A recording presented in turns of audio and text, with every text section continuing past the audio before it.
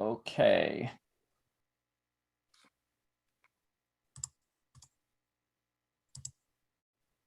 There we go.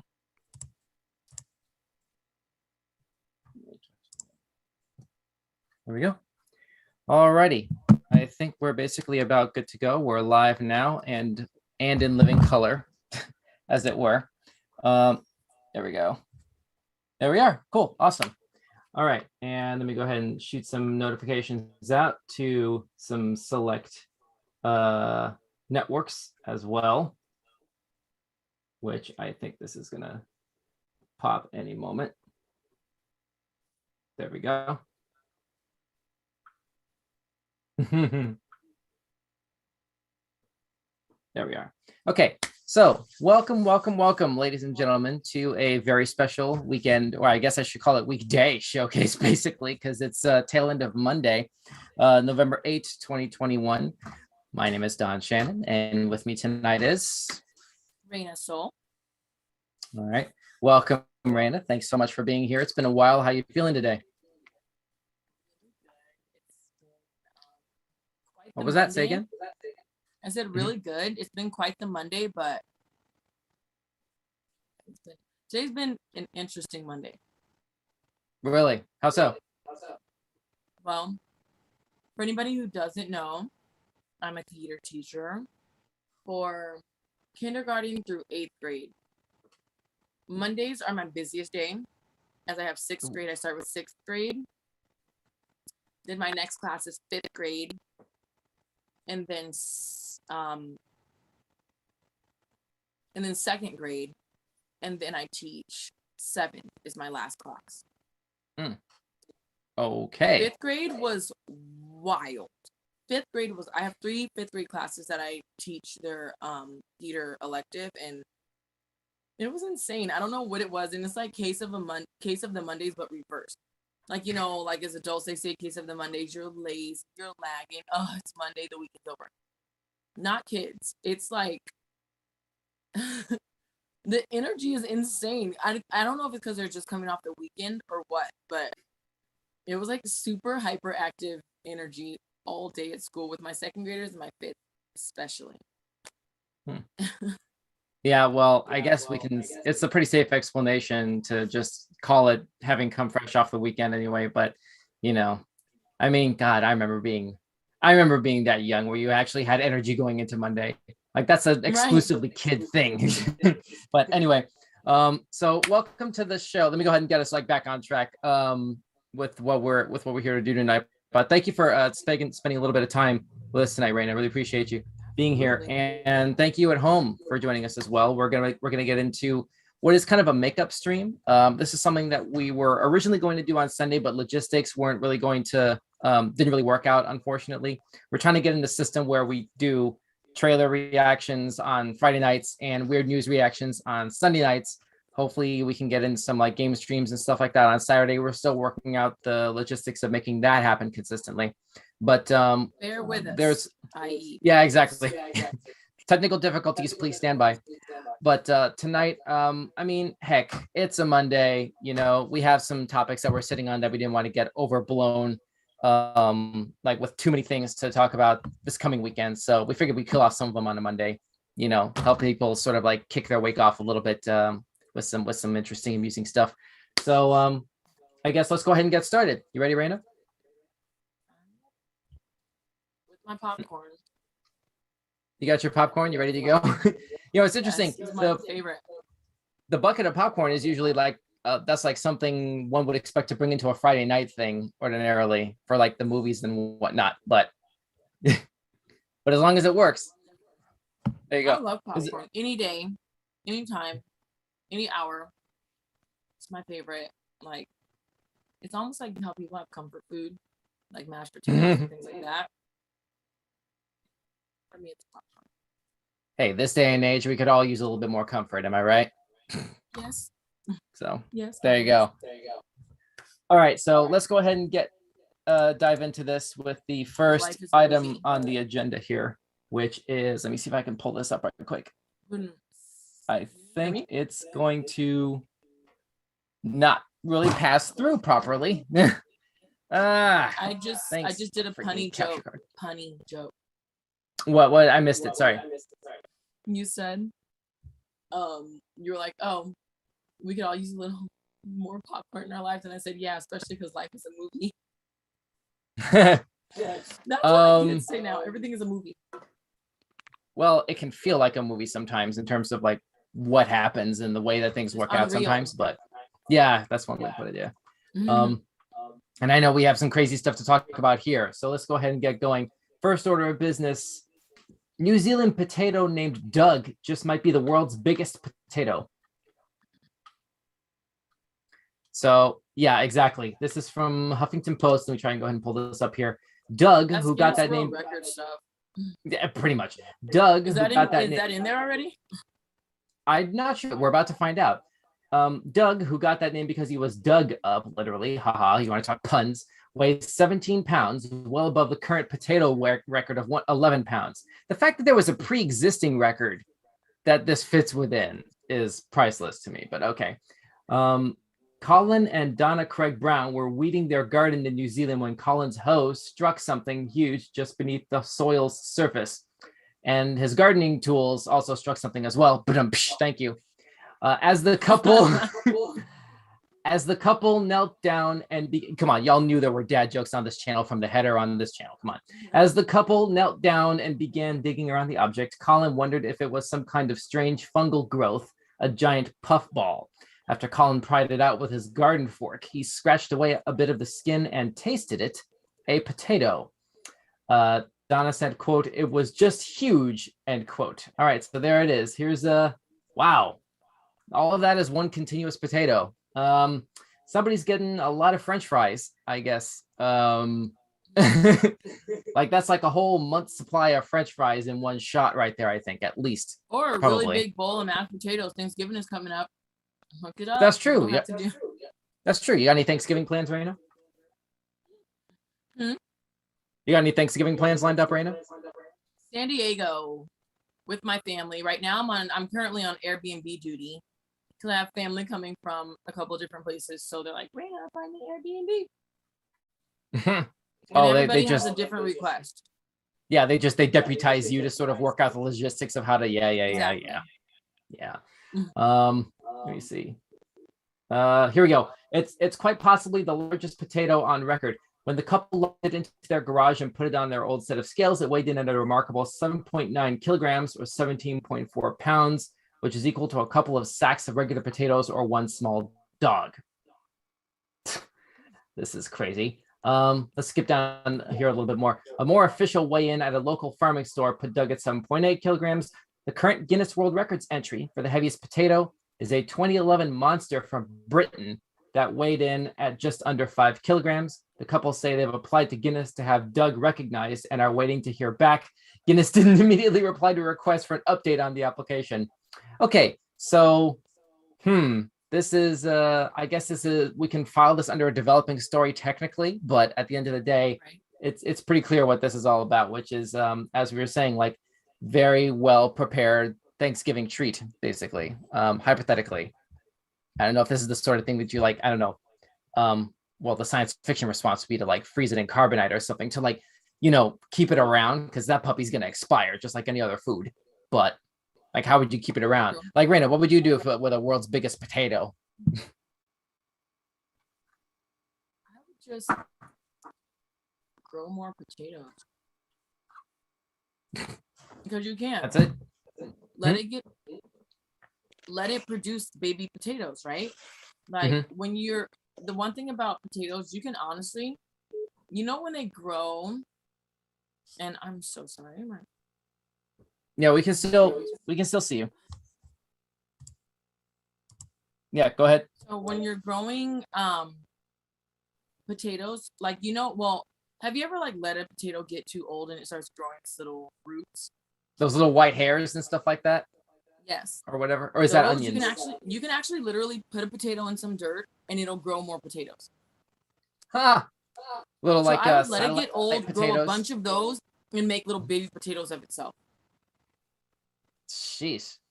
I'm pretty sure that can happen. That has to be that anything you can produce more fruit with fruits. Like literally, Mhm. there's always a way. And I used to do horticulture and botany and gardening classes, all that stuff. Blah, blah, Nice. blah. And so Nice. that's one thing Interesting. I learned during that. Okay. Yeah, I would just basically eat it. I would like do what this guy just did, is like take a picture and then just get ready to eat it as part of like a gigantic holiday meal or something like that. Exactly. You know, I don't really, it's like, what else? I can't imagine doing anything else with something like this, but there you go. Hopefully they get that new record. It seems like they're a lock for it. If the last one was a whole 6 pounds lighter than this monstrosity, it seems they're gonna get that thing registered one way or another. So when they publish the next set of records, the next records book for 2022, you know, the annual releases that the Guinness people put out, we'll probably see that in there. Yeah. So, you know. True. All right, let's keep going. Next item on the agenda when this thing loads up all the way. Here we go. Whoa, okay, this is from UPI. The FBI says LAX jetpack man sightings may have been balloons. This sounds loosely familiar. Rain, have you heard about this? LAX what? Something called the jetpack man. This was first published on UPI on November 3rd. Here we go. The FBI said sightings of a jetpack man flying near Los Angeles International Airport may have been sparked by balloons. Pilots flying in and out of LAX in late 2020 reported multiple sightings of a man piloting a jetpack near the airport, and at least 2 pilots reported seeing a similar scene in late July of this year. So just when you thought Tony Stark was dead, apparently this has started happening. Here's an embedded, exactly. Here's an embedded YouTube video. Let's see if we can pull this up. The mysterious jetpack man spotted near LAX and across parts of LA may not have been a man at all. New images from recent incidents released by LAPD appears to show an inflatable balloon resembling Jack Skellington from the film Nightmare Before Christmas. Police released photos and video from a sighting over the Hollywood Hills and Century City. The FBI says its agents worked closely with the FAA to investigate reports of the jetpack man in the LA area. They believe people likely saw balloons, not a real man. Hello, I'm Mark Brown. Get more great. That's probably irrelevant, the rest of that. So that was bizarre. That was a field piece, a special, not sorry, field piece. I'm sorry. A studio video clip put out by, I believe that was KABC, the ABC affiliate in Southern California. Uh-oh. Raina, hello? Can you still see me? No, I can't right now. All right, now I can. Yeah. Okay. Can you hear me? Yes. 1 second. Something's happening. Oh no. Uh-oh. Raina's phone has a mind of its own. Here we go. Oh. 1 second. Can you see me? I can see you. For those of you who are just watching, thanks for joining us. Bear with us for one moment. We're trying to figure out some last second technical issues with Raina's phone, but we're just in the middle of talking about this weird sort of unknown aircraft thing that looked like a character from Nightmare Before Christmas was flying over LAX recently, and it actually made the news. Let me see. I guess while Raina fixes that, we'll keep going with this. A Boeing 747 pilot reported seeing an object that might have resembled a jetpack 15 miles east of LAX at 5,000 feet altitude. An FAA representative said after the most recent sightings, out of an abundance of caution, air traffic controllers alerted other pilots in the vicinity. The FBI released a statement last Tuesday offering one possible explanation for the sightings. What's the explanation? The FBI has worked closely with the FAA to investigate reported jetpack sightings in the LA area, none of which have been verified. The FBI said in a statement released to KABC TV, that's Channel 7, the local affiliate. We just watched their YouTube clip explaining this. One working theory is that pilots might have seen balloons. Womp womp. I want to know how you, maybe. I just want to know how you can mistake balloons for a man with a hot. But it depends on how it's designed, doesn't it? Hang on a second. Here it is. Where was that video? Right? Here it is. Here it is. This thing. me try and blow this up a bit more. Like if you saw this thing hovering above you in the city skyline, I mean, doesn't that look like a person? I mean, sort of. Okay. It does look like a person, but it looks like some of the balloons may have popped. Maybe it was a balloon person at a party, or people are buying these. I don't know. Balloon people that look like this, and some of the rest have popped, and the only thing that's left is the chest and the head. Because that close of a view, it does look like a balloon.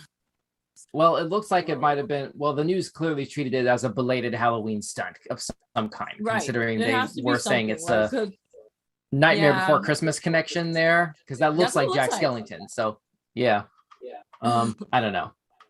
Anyway, let me see here. Yep, there it's right here. Photo captured by the LAPD helicopter in November 2020 and released this week. Huh. When was this? Hang on a second. 2020. This is just now being published last week, unless that was a typo and they meant 2021. Right. And released this week shows a balloon in the shape of Jack Skellington, a character from the 1983 film Nightmare Before Christmas, flying over the Hollywood Hills area.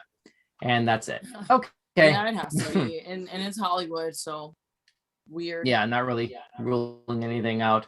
I mean, you're basically in that area, so like you've probably seen it all, right? But this kind of like publicity stunt work and that's what people call it Holly weird. Still, that's still a thing. Right. I'm like, everybody's a little weird, Hollywood or not. Fair enough. Here's another one from UPI. Alligator walks off with golfer's ball at Mississippi course. Without that or Florida. Yeah, that sounds like Florida, but it wasn't. It sounds like Florida. It's not though. A golfer on a Mississippi course faced an unusual hazard when an alligator grabbed his ball in its jaws and carried it off to a nearby pond. That sounds like the beginning of a ruined weekend when you look at that sentence by itself. But anyway, Victoria Williams and her husband Keith Williams was playing in a tournament at Wind Dance Golf Course in Gulfport when his ball ended up near a pond on the 12th hole. The golfers captured video when an alligator strolled up to the ball, grabbed it in its jaws, and carried the ball off into the pond. The U.S. Golf Association's rules state such an incident should result in a free drop. I love how their administration or whatever, the USGA, has bylaws, has stipulations on the books for if indigenous wildlife steal your equipment. Rule 16 covers. They're quoting it verbatim. Rule 16 covers when and how the player may take free relief by playing a ball from a different place, such as when there is interference by an abnormal course condition or dangerous animal condition, the rules state. They actually planned for that. Right. Let me try to find this. Here it is. Here's the video. Let me try and blow this up here.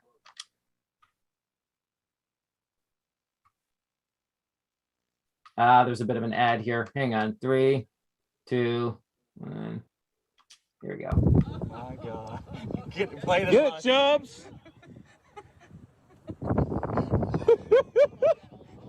He ate it. I think it's an egg. Wow. No.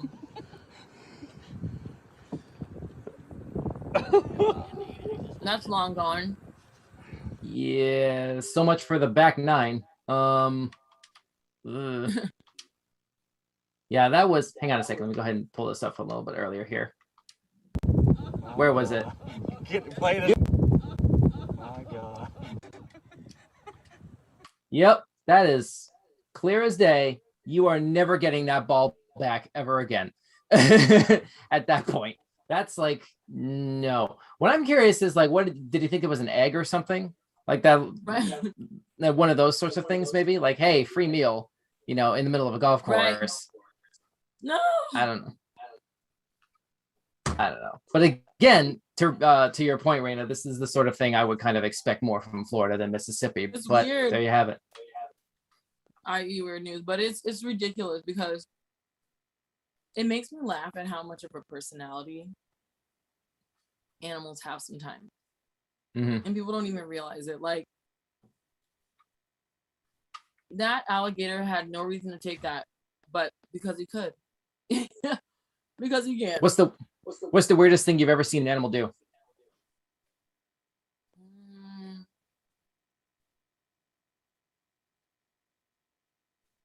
this is gonna sound really weird, but well, it's natural, but it's strange because animals.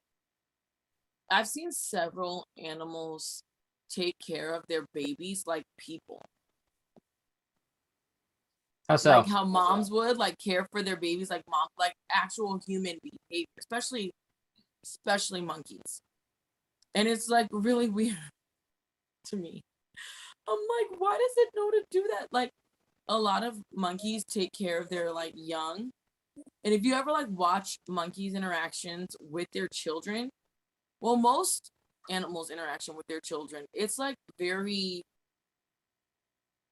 what you could consider human. It's very much so like that. And it blows my mind. And it's not like silly weird but to me, and this is just the more like, I guess, not protective, but like the part of me that loves animals and wants to protect animals and things like that. It's really unfortunate the type of stuff that humans do to animals. Because if you really pay attention to animals and like the way they live their lives, their interactions, especially when you watch them care for their children, living things, thinking things, breathing things. And so, yeah, I know that got kind of deep, but that is, to me, I see a lot of, animals care for their babies like real people. And it always blows my mind whenever I watch it. Well, maternal instincts, I guess, are maternal instincts, and some parts of that, that tendency to nurture and protect their young. There are some species that don't really do that. They kind of like, they give birth and then that's kind of it. They're kind of let to fend for themselves. Yeah. But a lot of species, especially as I understand it, mammals will do this. They'll stick around, I guess it's just a parental thing. Like at a certain point with certain species, with a lot of species, maternal instincts are maternal instincts, and that's just basically what it is, regardless, of anything else. I guess. I mean, other than that, I've seen a cat trained to use the restroom like an actual toilet. That's the craziest. Actually, that's similar to a thing that I was going to bring up in response, because the craziest thing I've ever seen an animal do is, let's see, this was like 2008 going into 2009. My roommate at the time, his cat had a habit of drinking out of the toilet like a dog. Yeah. Oh, cats do that sometimes. It's gross. I know. Wait, you've heard of that? My cat does it. Are you kidding me? My cat does it. My cat does it, and it's so disgusting. I've never heard of that ever happening. With I've had a few cats in my time. Not once have I ever caught them. Cats don't like to go near water. Some do. Mm-hmm. Like my cat likes to go near water. Well, but you have a water bowl, but you have a water dish or something, right? Right, I do, but I don't know what it is. She likes to go near that toilet. She has her own water bowl, and she'll go and do that. And I always find her like head down in the toilet. Okay. Apologies to anybody who is happening to watch this. You may be having dinner right now. I'm aware of like the current time of day. Just realizing just how far off the rails this topic just went just now.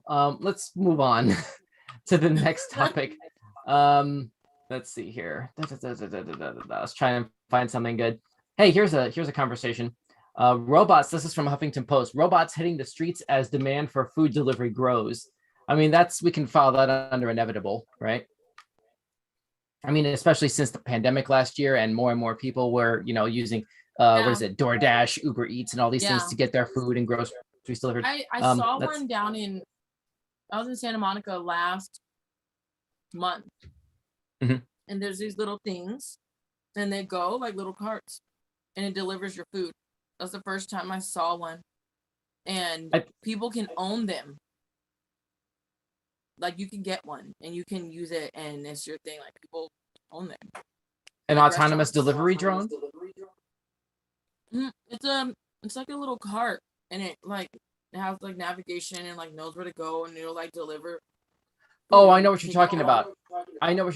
That's a thing that Amazon started putting out geez, I forget what it's called, but it's this thing that you can actually get a little like it's almost like a Roomba designed as a butler of sorts, where like it follows you around, right? And it has like its face is a gigantic tablet, and you can just like, it's like it functions as like a Facebook portal sort of thing where like, video chat with somebody else right over the thing, right? It follows you around. You can program it to like, to go follow a certain trajectory of navigation. You can set certain areas as do not enter, to like avoid stairs, for example. And there's a little cubby in the back of it that you can actually like do stuff like, you can put a phone into it, you can put a drink in it, and like, hey, can you send this to my roommate, or can you send this to exactly that. Yeah. Yeah, there's a restaurant that had them, and I was like, what the heck is that? Wow, Brave New World. Okay, here we go. Check this out. This is again, this is Huffington Post, I guess from the AP. Hundreds of little robots, knee-high and able to hold around 4 large pizzas, are now navigating college campuses and even some city sidewalks in the US. Let's stop right there at college campuses. Like, that's like the best possible audience for something like this, is college campuses, heck basically. Yeah. Let's see. Robot food delivery is no longer the stuff of science fiction, but you may not see it in your neighborhood anytime soon. Well, that's not encouraging. Hundreds of little robots, knee-high and able to hold on for large pieces. Here we go. While robots were being tested in limited numbers before the coronavirus hit, the companies building them say pandemic-related labor shortages and a growing preference for contactless delivery have accelerated their deployment. Let's see, Alistair, I'm just going to read this verbatim. Quote, we saw demand for robot uses just go through the ceiling, end quote, said Alistair Westgarth, the CEO of Starship Technologies, which recently completed its 2 millionth delivery. Quote, I think demand was always there, but it was brought forward by the pandemic effect, end quote. Alistair Westgarth, the CEO of Starship Technologies. There are 2 interesting names in that paragraph. Starship has more than 1,000 robots in its fleet, up from just 250 in 2019. Hundreds more will be deployed soon. They're delivering food on 20 U.S. campuses. They're delivering food on 20 U.S. campuses. 25 more will be added soon. They're also operating on sidewalks in Milton Keynes, England, Modesto, California, and the company's hometown of Tallinn, Estonia. Raina, have you been to Modesto? I don't know if I have. Where is it? California. It's California. I don't know where that is in relation to you, or at least in relation to San Diego. Okay, well, but it's in your state, so there you go. When I heard the California part, I was like, where at? Yeah, Modesto. But wait, let's back up. You said we're doomed, basically. Are you talking about from the standpoint of like human usefulness? They're going to make us build all the robots and then get rid of all the robots. Oh, so you're in that camp where that's basically where we're going culturally, just in the interest of like raw convenience, whatever it takes. Humans are obsolete, right? Absolutely. So let's dig down that rabbit hole a little bit further. Are you anticipating like some sort of a Skynet or Ultron kind of situation where like AI goes off a cliff and like really tries to take over, or like where do you see this going other than human obsolescence? We just don't need robots can do it. We're out of jobs. We're out of everything. So that's what I feel. I feel like, honestly, I see it more and more every day with technology, not even just robots. Just a lot of the need for needing somebody else to do things for you, or be educated. As example, people who go to college versus people who YouTube University. There's such an overload of information on the internet. A lot of people literally are becoming self-taught at everything. Yeah, when you say YouTube University, you're talking about people watching how-to videos on YouTube and teaching themselves. Yes, and then they'll like go out there and do the experience, and people will hire them because their experience and knowledge of whatever they fill their brains up with online, as opposed to a college student that has gone to college, graduated, gotten their degree in whatever field, but they can have, I guess, little to no experience and they won't get hired, degree or not. Well, And so there's a it's larger. Go ahead. Go ahead.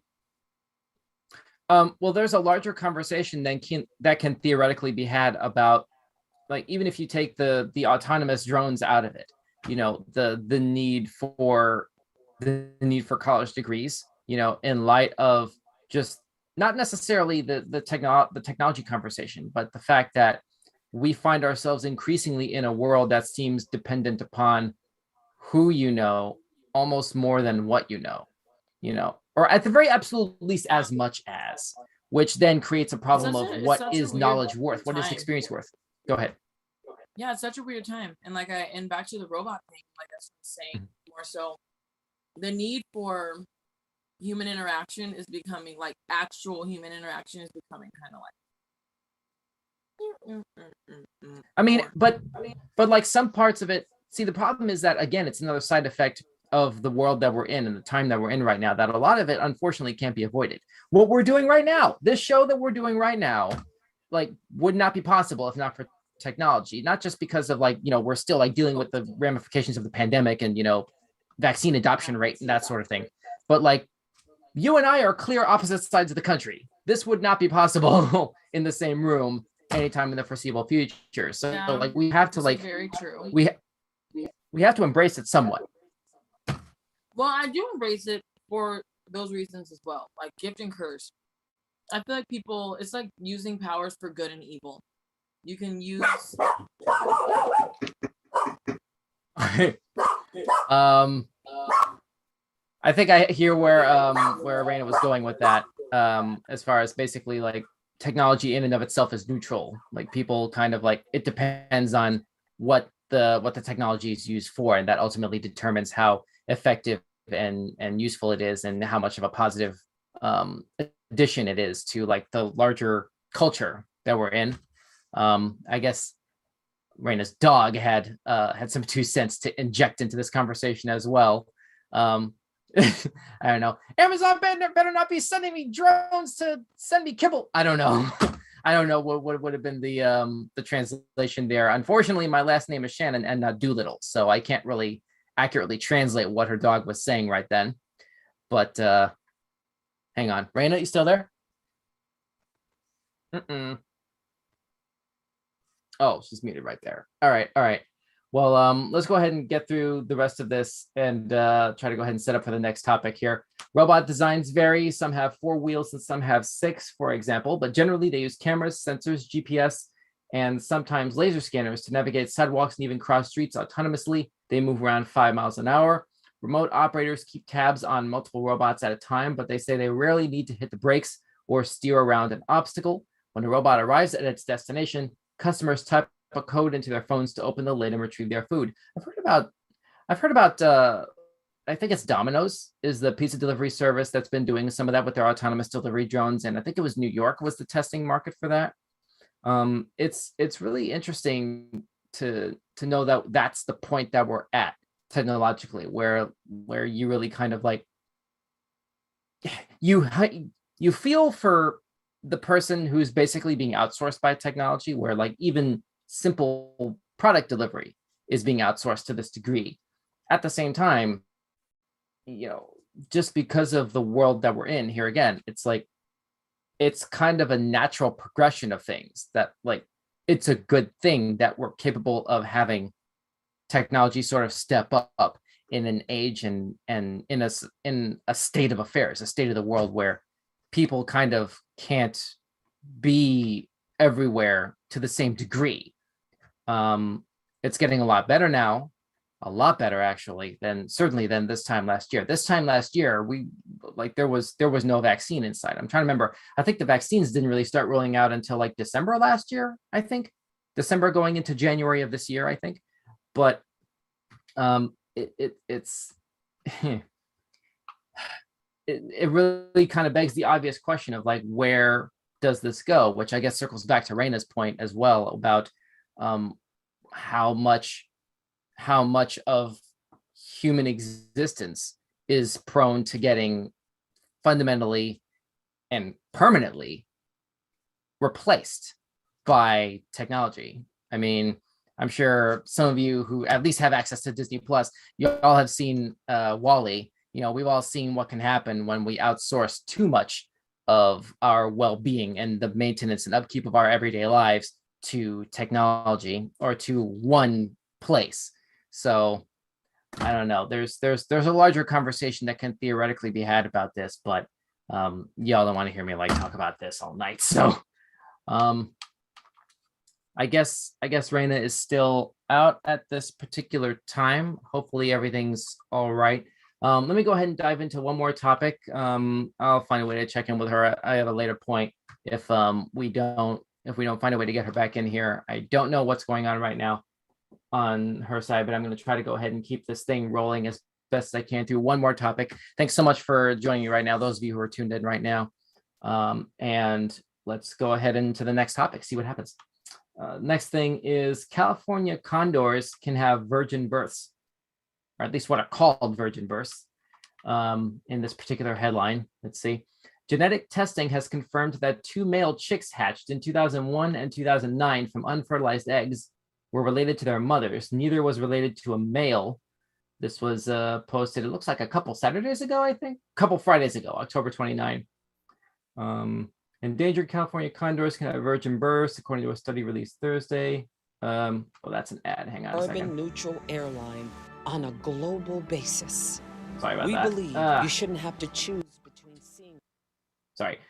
Researchers with the San Diego Zoo Wildlife Alliance said genetic testing confirmed that 2 male chicks hatched in 2001 and 2009 from unfertilized eggs were related to their mothers. Neither was related to a male. Hey, Raina, welcome back. How are you doing? I'm doing well. Sorry, that was a quick emergency. Really weird. Everything all right? Yes. Okay. Cool. Got it unexpected. I made a maintenance call over the weekend, and like they're just now coming, but it was already fixed. It was weird. That scared me. Yeah. Okay. Mm-hmm. No one's getting your mail, I hope. I don't know if right. I don't know what the system and he's just like, oh, we got told we need to fix the door. What? Who told you? He said that the maintenance office called. He said because it was a call on the weekends, and usually they send out the messages on Mondays. It was already apparently fixed. Nobody updates the messages. Right, either, exactly. So. That just scared me. I was right here, and I was just like, "What on earth?" I don't even. Weird. Okay, well, anyway, welcome back. I'm glad it worked out. We're talking about California condors having what are called virgin births, I guess is what this is. This is a thing now, I guess, apparently. Here's a news clip.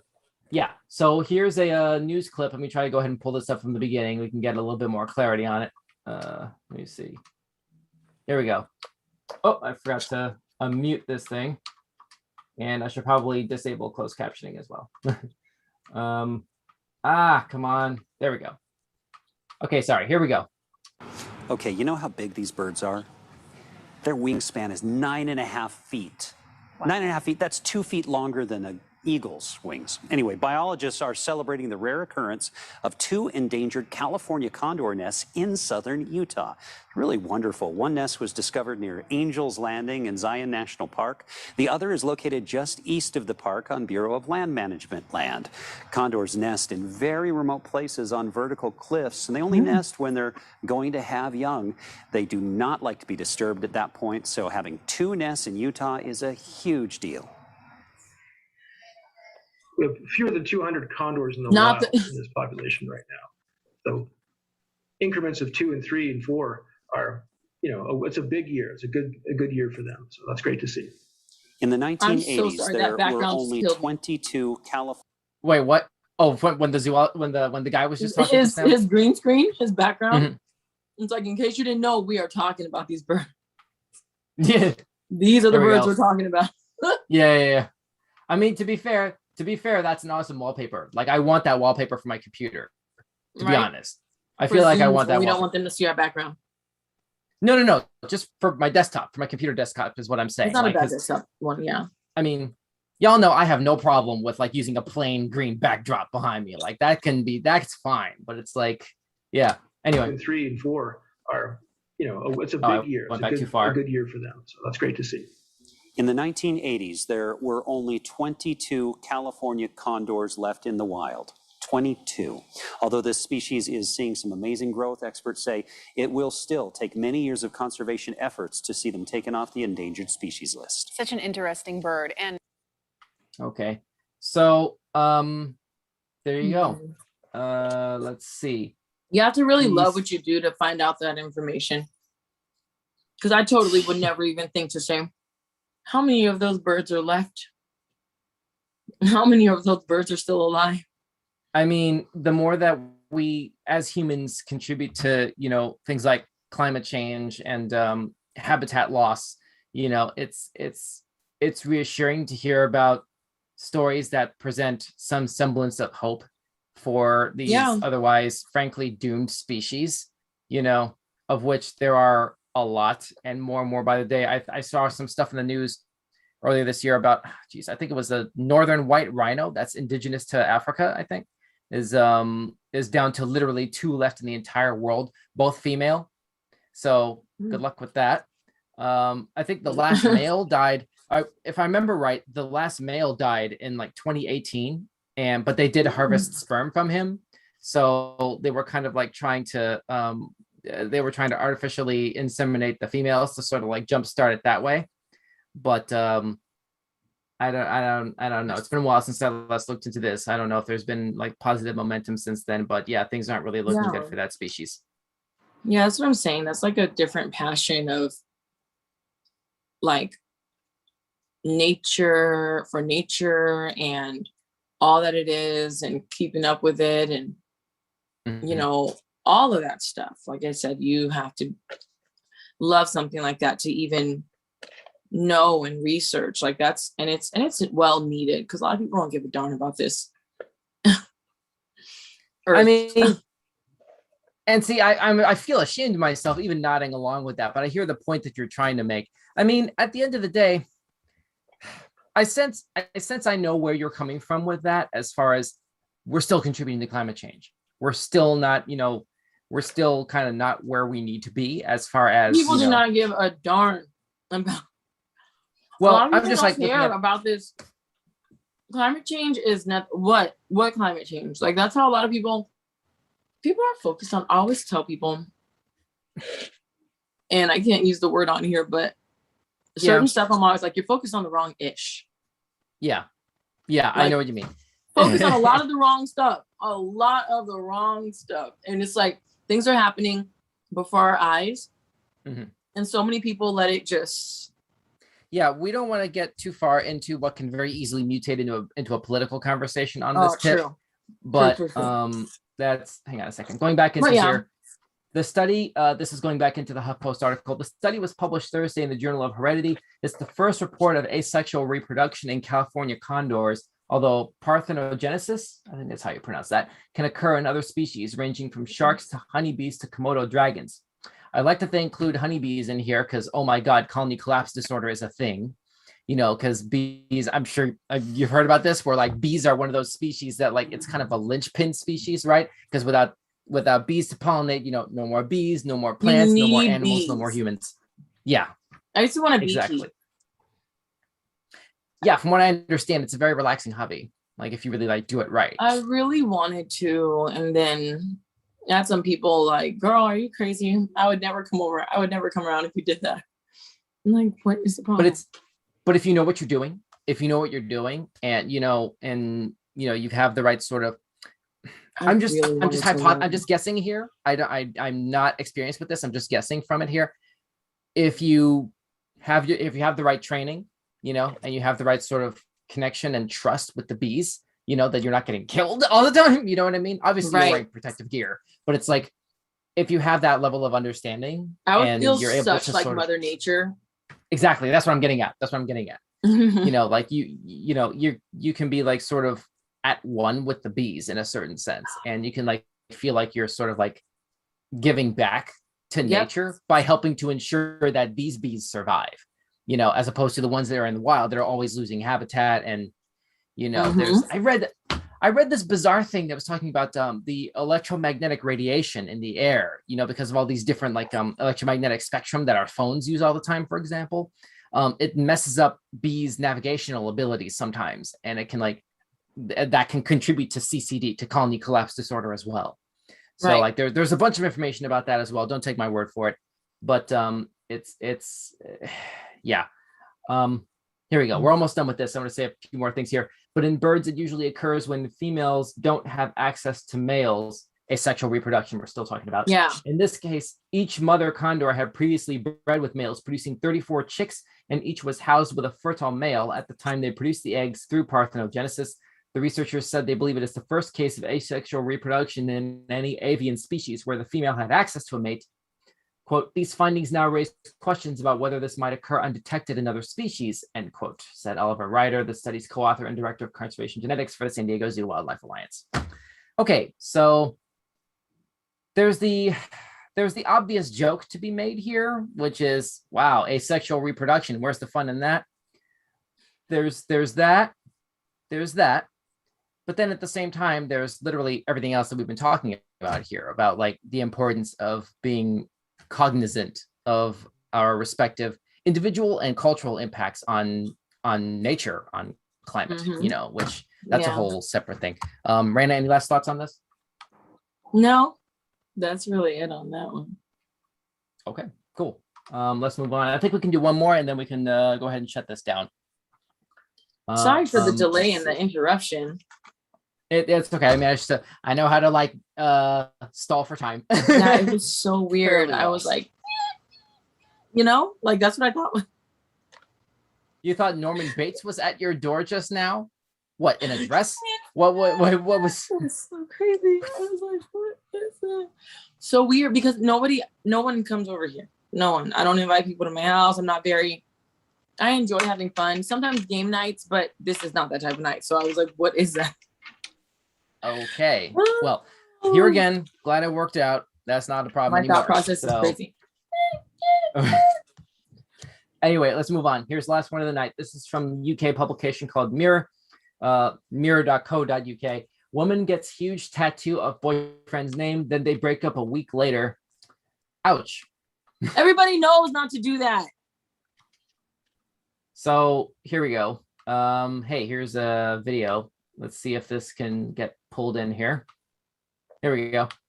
Should have never done it. Oh, there's an ad. I'm sorry. Hang on one second. I can't do anything about this ad if it pulls it in first. She must be super young. I don't know yet. I saw a thing on the way in that was talking about this person's a TikTok star of some kind. Take from that what you will. But what? Oh, Lord. You can't trust a TikTok star. Maybe it's for views. That's plausible. That sounds plausible. This thing is taking its sweet time loading up anything. Oh, here we go. Don't be alarmed. It's a little big. I'm in my grandma's sweater right now. I don't think there's a smart way to do this. But I don't. Yeah, I don't know if you. She has to be kidding. Yeah. Wow. I understood the assignment. I don't think you did. This generation bothers me so much. So TikTok star Ashlyn Grace, that's her name, got a massive I know tattoo exactly of her boyfriend's. I noticed the face, but I didn't know the name. But that's yeah. You've seen her content. Is this the type of stuff that she would actually do, or was this like a one-off stunt? She's a regular person, like when you're scrolling on TikTok. That's somebody you'll come by a lot with like the dancers and the other stuff.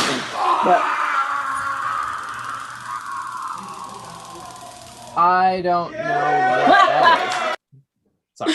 What was that? I think that was something. Someone named Ed Balls gets tasered during documentary filming. We're not here for that, Raina. First of all, I hope that. First of all, I hope that's not a typo. I hope it's not some guy named Ed who got tasered in the balls. That's what I was thinking. But that it looks like. Let me see. It's not. Let me magnify this. You can see that looks like a name. Like B is capital there. Ed Balls. Like that's his name. So I don't know. This has to be fake news. This can't be real. we'll come back to that. We'll come back to that. Now that makes me think this is fake news. Well, hang on. A young woman found herself questioning her decisions and living in regret after getting a huge tattoo of her boyfriend's name as the pair broke up just a week later. TikTok star Ashlyn Grace, 21, there you go, another one of these Gen Zers, got the massive tattoo across her whole back with the letters trailing down from the base of her neck to the bottom of her spine. In huge letters, the name Alexander is now permanently inked on her back, which she now regrets as the pair broke up just 1 week after she got the tattoo. After sharing the news on TikTok, Ashlyn was soon inundated with comments as her video went viral, and many said the tattoo was the biggest they'd ever seen. Okay. I'd break up with her too. Crazy girl. The tattoo, written in a gothic font, sparked an intense reaction from other TikTok users who were shocked by what they saw. One said, I'm not going to try to do this voice, quote, "Girl, that's the biggest name tattoo I did ever see." End quote. It is, and it's ridiculous. I would have broke up with her too. There's no way. And the lettering is just horrid. That was, hang on. I'm trying to get to the top of this. Here it is. Yeah, it's a deliberately gothic kind of font, it seems. I don't know, not sure of like any other like seems external, like witchcraft to me. I'm kidding. Nah. Haha. That's honestly. That's breaking up terms. I would break up too. I would break up. More than that, that kind of marks you for the next. Like while another person wrote, quote, "That's going to be an awkward convo for the next guy." End quote. That's exactly the point I was about to make. It's always everybody knows you don't do that. Everybody knows you don't do that. And the third added, quote, "The tattoo artist that did this needs to be put in federal prison." End quote. I don't know why federal prison. I don't know why prison at all. At the time they were together. That seems a little much. But I also she's 21. I also think it's a hoax. A lot of YouTubers are so thirsty. But this isn't even a YouTuber. This is a TikTok personality. I mean, no, not YouTubers. I meant TikTok, not YouTubers. Oh, okay. Thirsty behavior. That's a view thing. You're addicted to views, honey bun. Quote, "Just get another boyfriend with the same name," end quote, joked a fourth TikTok fan. You're still shaking your head. Yeah. Other users had helpful advice. It's ridiculous. I can't believe it. Other users had helpful advice and suggested that Ashlyn should turn her back into a giant word search. What? That's so weird. She's childish for that. If it's real, she's childish. If it's fake, she's childish. It's all childish. Ashlyn could consider getting the tattoo covered up, but she should probably avoid amateur tattooists, as one recently went viral after sharing her first ever inking. TikTok star Sam, at descendant of Salem witches, dreams of one day becoming a professional tattoo artist, but she might have some way to go. I don't know what that's in reference to. It doesn't give any extra sources. Oh, here we go. She recently completed her first tattoo on a real life person and unveiled it in a TikTok video that has since gone viral, receiving over 5 million views. It also received countless comments, mostly from people urging Sam to quit, saying she should have practiced more before committing to tattooing someone. Well, that tells me that this first tattoo went seriously sideways and people started getting toxic immediately after it hit the web. Raina, you got any tattoos? I do. Are we going to leave that there? I was young. I was all of 22. I still like the meaning. Did I need to get this tattoo? No. I want to do more with what I have, but it's literally a big skull. It's a pretty medium size sugar skull, also known as a Dia de los Muertos. Dia de los Muertos, okay? So Dia de los Muertos is a Latin holiday, and it's to celebrate the life of those who have passed. And so you pay homage to your ancestors. And you eat like favorite foods that they liked, laugh, share memories, maybe their favorite music. You do things to memorize them. And you set up an altar full of beautiful things, candles, pictures, memories, all of that. So in honor of Dia de los Muertos, what I did was I got a skull, the same type of skulls that are used for the holiday. And within the skull are things that I love. At the time, there's a star right in the middle of the skull for me, like wanting to be an artist and, you know, be a star at the time. Music notes in the skull, flowers. What is on there? Flowers. And I want to say there's something else. I know there's a couple little stars in there too, and big stars, but in the skull are things that at the time at 22 that I just really, really loved. And I got it because in my mind, I'm like, you know, when I pass, I want my family to celebrate my life, not mourn and boo-hoo. I want a party of a funeral. And that was my mindset. And at the time I was like, I'm going to live my life by all of these things, so much so that when I pass, that's how people remember me. So, you know, but I didn't need to get that. I didn't need to get that tattoo. You know, it's so big and so dramatic. Well, at least it wasn't this big. This is your whole spine. Like that's not so very painful tattoo. Spine tattoos hurt. Well, it's very painful. It's right there on the bone. Yeah. Yeah. And if the slightest, like, I don't know, if you're in California, if the slightest like earthquake tremor happens, you know, needle slips, goes too deep, you're paralyzed for life. You know what I mean? It's like, right? Isn't that plausible? Yeah, if you're getting ink done there. You remember the movie Final Destination? That sounds like a scene that needs to be in a movie like that. Yeah, exactly. But that's awesome. Anyway, yeah. Well, this is not awesome, but like that's that connection. I think we can say that connection. It's man, takes all kinds. I guess we can go ahead and say. Anyway, so I guess we can go ahead and shut this puppy down here. Let me see here. There we are. That was pretty fun. Yeah. This was. I was hoping the gator one was really from Florida, though. I'm surprised. I know, Mississippi. That's my favorite. I would have guessed. I would have lost mortgages, plural, betting against that story not coming out of Florida. Right. It's just all common sense. That's some Florida stuff right there. And I wouldn't have said stuff, just thinking to myself, but like, you know, we have to be, you know, clean language. We all know that. Exactly. But anyway, so let's go ahead and wrap this up for now. This is a fairly short, fairly straightforward show. Thank you all so much for tuning in. Those of you who are watching us tonight, and Raina, thank you as well for joining me tonight. Thanks really appreciate it. Me, as always. And don't forget to hit the subscribe button and the notification bell down below so you can get notified properly once we go live again, which we're looking to do more live trailer reactions for the week this coming Friday, and then more weird news headlines. We have a lot more that we didn't get to here because I wanted to keep this thing short so we didn't have too much to go through next week. But we're going to do more live news. Hopefully this coming Sunday night, we'll work out the time and see if we can get some logistics together on that as the week goes on. And yeah, just keep an eye on your notifications and we'll let you know. So thanks so much. Enjoy your night. Have a great rest of the week. Be safe and we'll see you later.